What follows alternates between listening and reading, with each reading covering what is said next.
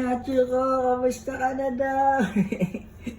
So, shinave namin yung buhok ni Hacho kasi puro buhol-buhol na eh. So, kaya ganyan itsura niya. So, it's laundry day, kaya walang mga pillows and blankets. Pero, dahil last week, na-complete na yung vaccine ni Hacho ko, pwede ka na daw lumabas, sabi ni Doc. Wow, lalabas na si Hacho ko ah.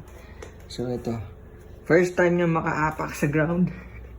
Oy, oy, oy, oy, oy, oy. Ay, ay, ay, ay.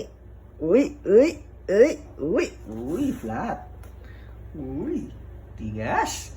Matigas yan. Wala nang pillows. First time makaapak sa ground ah.